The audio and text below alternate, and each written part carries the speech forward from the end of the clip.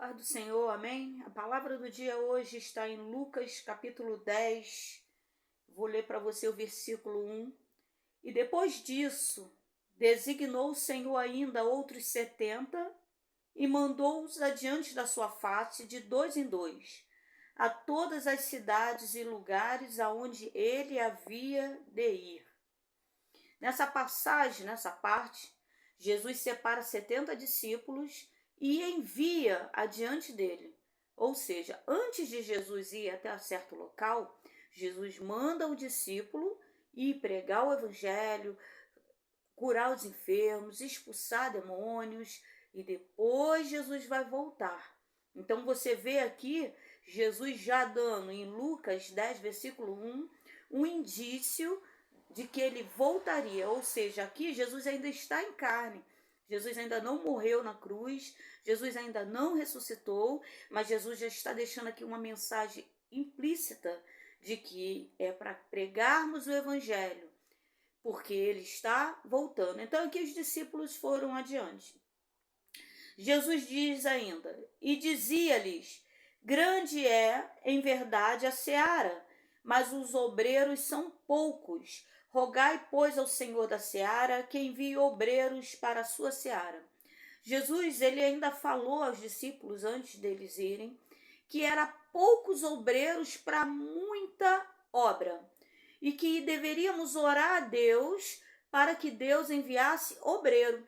Mas para ser obreiro de Deus, eu preciso aceitar Jesus como o único e suficiente Salvador, crer, ser batizado e começar a servir ao rei, a entrar em serviço do rei. Jesus fala sobre uma parábola do servo inútil. E o que é o servo inútil? Onde Deus, ele fala para que o servo fala, ele usa um exemplo de um homem, de um senhor, que manda, fazer, olha, toma aqui 10 talentos, toma aqui 5 talentos, toma aqui 2 talentos, toma aqui 1 talento, e esse que recebeu 1, ele só enterra e devolve aquilo que ele recebeu de Deus. Mas o outro multiplica e o outro multiplica. E todos aqueles que multiplicam o que Deus colocou em suas mãos, Deus multiplica na mão deles ainda mais. Ou seja, Deus chama de servo inútil aquele que só faz o que o Senhor mandou. Deus está falando para ir além. Então, quando eu não faço nada, se servo inútil é aquele que só faz o que Deus mandou, então o que seria? Então, muitas vezes a gente ocupa muito tempo vendo televisão, muito tempo falando mal da vida dos outros, muito tempo fazendo coisas inúteis, quando Deus quer nos dar algo, e é aqui que eu entro. Deus vem falando que o obreiro é digno do salário. Deus vem falando aqui nessa passagem que é para entrar nas casas e abençoar, mas só entrar na casa que é bem-vindo. Eu chego, eu como profeta de Deus, profetisa do Senhor, eu como homem de Deus, você como homem de Deus, ou mulher de Deus, eu como mulher de Deus, a gente entra na casa da pessoa para pregar o evangelho. Se formos bem recebidos, a bênção do Senhor virá sobre aquela casa. Mas se a pessoa não nos quer, quando nós sairmos, Deus fala para sacudirmos até a poeira daquela cidade, ou seja, a poeira daquela casa, ou seja, não é para trazer conosco as maldições que virão sobre aquele lugar. É Deus enviando a maldição? Não, é porque no local onde a luz não está, reina as trevas. Então, quando eu não quero Jesus dentro da minha casa, dentro da minha vida, dentro da minha família, Jesus, que é a luz, ele se retira, porque eu estou expulsando Jesus dentro da minha casa. E então, quando a luz sai, o que acontece? Reina as trevas. Tem muita gente achando que o juiz que é bom é mau, o juiz que é bom é justo. Ele é bom. Então, confundindo o juiz mau com o juiz bom. Tem um aí, querendo julgar, que é Satanás, mas só existe um único juiz. Aí aqui, no versículo 16, Jesus fala assim: quem vos ouve a vós, a mim me ouve. E quem vos rejeita a vós, a mim me rejeita. E quem a mim me rejeita, rejeita aquele que me enviou. Ou seja, quem rejeita um homem e uma mulher de Deus, de Deus. Estou falando de falso profeta, não. Quem rejeita aquele que tem pregado o evangelho, quem tem falado mal aí daquele que tem pregado o evangelho, tem feito a obra do Senhor, está rejeitando o próprio Senhor. E quando eu rejeito Jesus, eu rejeito o dono da casa, que é o Pai, o Filho e o Espírito Santo. E como é que eu quero dizer que eu vou morar no céu? Às vezes eu chego no enterro, a pessoa zoou o plantão a vida toda, fez maldades, o evangelho foi pregado, ela rejeitou, falou mal, bateu no peito, sou ateu, não acredito em nada. E o outro fala, tá com Deus. Não é assim que eu conquisto o reino. O reino de Deus ele é tomado pela força. E pela força de eu lutar contra os meus próprios pecados, contra o meu próprio eu, contra o meu próprio achismo. E aqui para encerrar, Lucas capítulo 10, versículo 17. E voltaram os 70 com alegria, dizendo, Senhor, pelo teu nome, grava isso, pelo teu nome. Não é pelo nome da pastora Márcia, que também se chama Maria. Então não é pelo meu nome Maria, nem pelo nome do meu esposo João. Nem em nome de João, nem em nome de Maria, mas pelo nome de Jesus Cristo. Que eu e outros pastores, outros líderes têm repreendido o demônio dentro da igreja. E muitas vezes pessoas batem no meu portão, entram dentro da minha casa, manifesta. É o nome de Jesus Cristo que tem repreendido. E olha aqui, voltaram os 70 com alegria, dizendo, Senhor, pelo teu nome, até os demônios nos sujeitam. Ou seja, o demônio só obedece a nós, que somos homens e mulheres de Deus, porque estamos ligados na videira. A videira é Jesus Cristo. Se eu sou um galho, que eu sou grudada na videira, os demônios creem, tremem, temem, ou seja, os demônios tremem, têm medo, temem, têm respeito e obedecem. Eles saem pelo poder do nome de Jesus. Se eu orar e eu não usar o nome de Jesus, o demônio não sai, porque o nome de Jesus, ele tem poder. O nome de Jesus, ele salva, ele cura, ele liberta e ele é a chave do céu.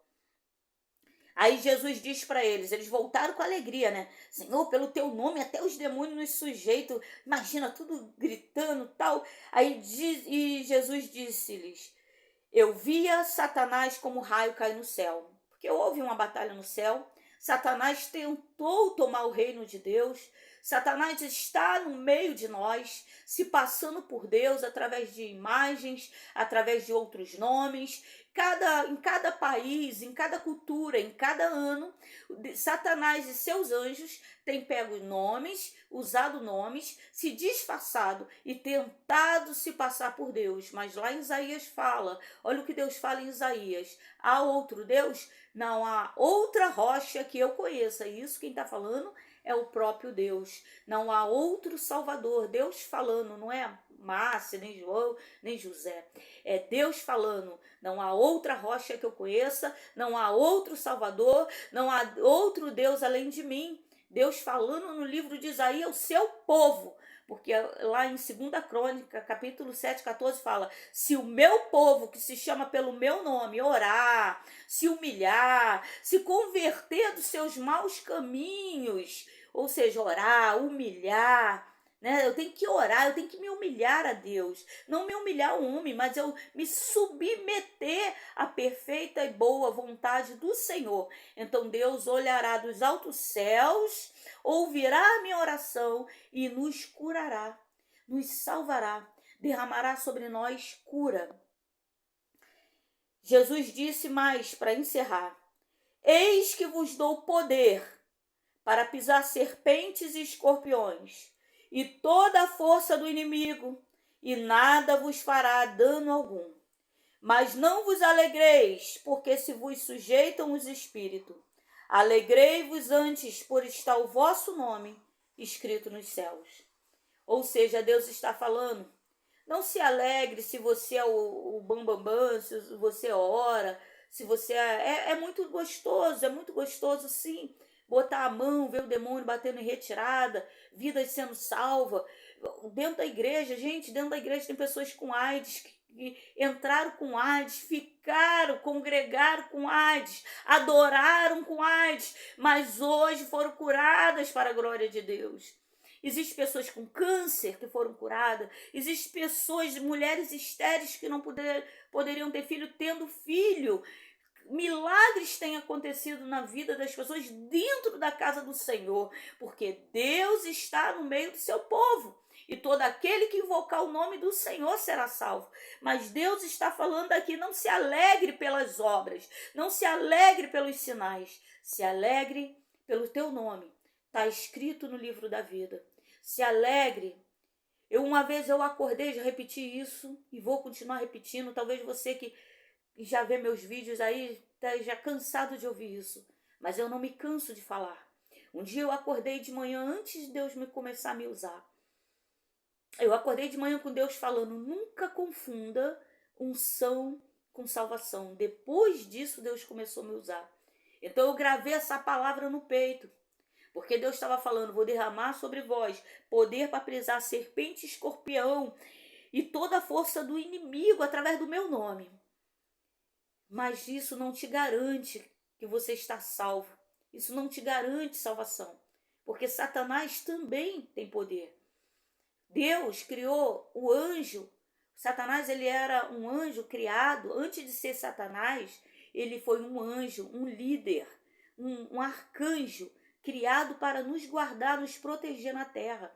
E por ter tanto poder, ele simplesmente achou que ele poderia, né, olhando para ele mesmo, ser igual a Deus. Eu tenho um vídeo no meu canal que fala Síndrome de Lúcifer.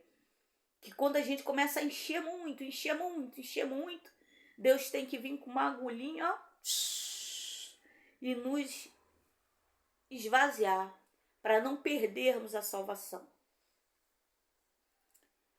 Alegrai-vos por estar o vosso nome escrito nos céus. Lá em Apocalipse, nós vemos, em outras passagens também, que existe um livro. E nesse livro, o nosso nome e o que temos feito, quem somos nós, está sendo escrito. E quando nós morrermos, nós vamos dar conta. O livro vai ser aberto, lá vai estar o nosso nome, tudo aquilo que a gente fez escondido.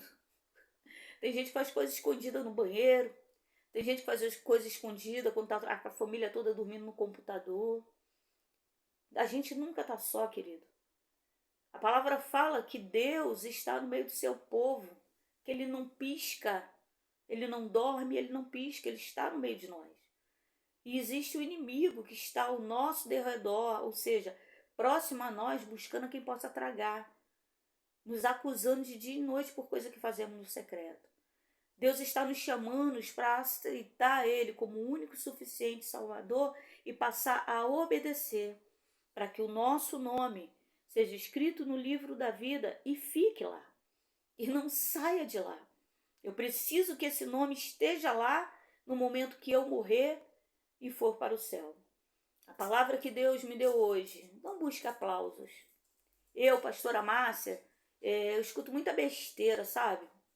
Já uma vez um jovem, eu repreendi um demônio, a pessoa foi liberta. Meus jovens, para a glória de Deus, porque eu gosto mesmo é de pregar evangelho para criança. Meus jovens, quando eu falo 12, 13 anos, vendo as pessoas me perseguindo, um deles falou, tia Márcia, por que tu não mandou o demônio voltar de novo para a pessoa e mandou ele tirar? Porque o que importa é que aquela pessoa, ela recebeu libertação. Não me importa se o outro, depois, enquanto eu estava repreendendo o demônio, o outro estava me perseguindo. Não, isso não me importa. A pastora Márcia, ela não busca aplausos, querido. Ela busca almas para o reino. E eu deixo essa palavra para você hoje. Não busca aplauso. Tudo bem sentir uma alegriazinha, né, por ser usada. Gente, porra, é uma coisa incrível.